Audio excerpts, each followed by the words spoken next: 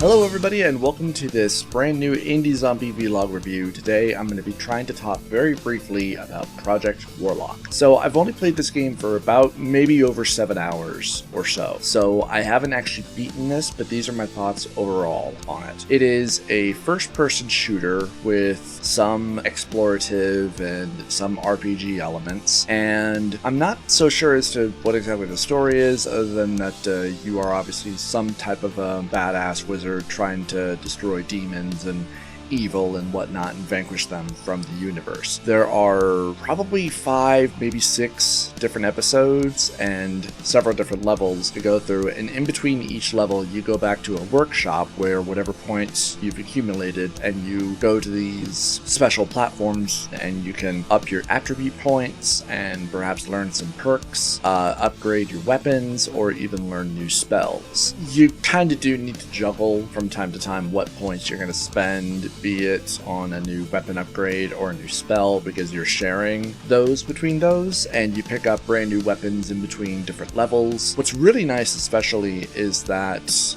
enemy variety and enemies in general will change in between every single chapter, so you're not always fighting the same enemies over and over and over again, and the boss fights are really big and pretty epic and badass. I was wondering if there was a way to be able to revisit levels, and you can if you go into the main menu and go to a single level, so that's a good way to try and go about grinding. But some minor problems that I have with this are that A, you can't manually save, so if you go about grinding and then try to go back to a level that you were previously at or stuck at, you die, you kind of reset back to whatever changes you might have brand new made. Basically you lose them. Like, I remember I unlocked the dual-wielding machine gun upgrade, but because I believe the game only saves after you beat a level and go back to the workshop by just beating a level and not choosing to go back to the workshop, because I lost that when I died in a level, so I just changed it out and got the nail gun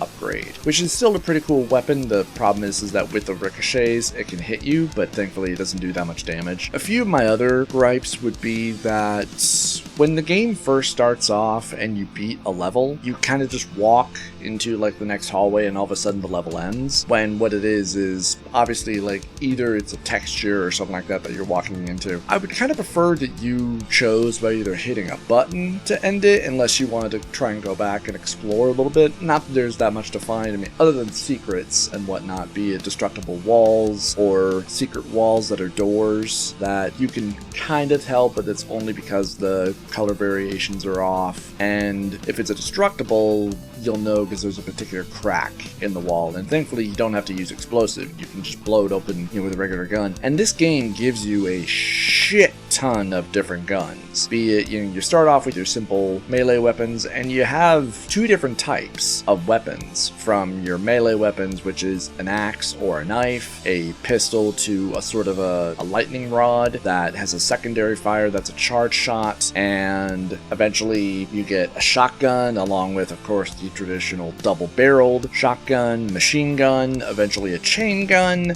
grenades, flamethrower, and also the crossbow. That's about as far as I got, and then with spells, I eventually got a shielding spell that I kind of wish was earlier on. That's another little minor complaint. The first spell that you start off with is a light spell, and it's absolutely worthless because you don't need it. Like, I kind of would have preferred that they started you off with a shielding spell or some type of healing spell, but enemies and items or breakable items that you find in the levels do contain healing items or ammo, so you're not so lost on that front. And as you go about and upgrade your character, you will be much stronger, you'll have more mana, more health, certain weapons will do more damage, melee attacks will be stronger. Of course, your melee attacks already start off being strong, but probably an hour or so into the game, I just stopped using melee weapons to begin with. Overall, I really did enjoy this game. I think the art style is really cool. It can be pretty fast-paced. You have a sprint button that you can turn on or off. When I was first playing this, I didn't much care for the weapon wheel, but thankfully you can just go in and change that so that you can just swap through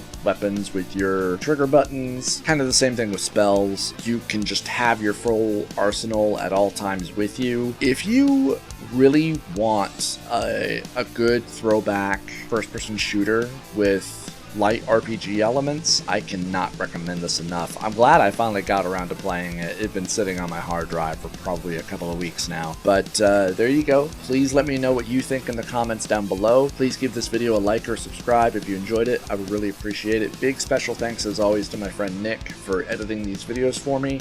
And if you enjoy my content, please support me on Patreon. I would really appreciate it. And I will see you next time.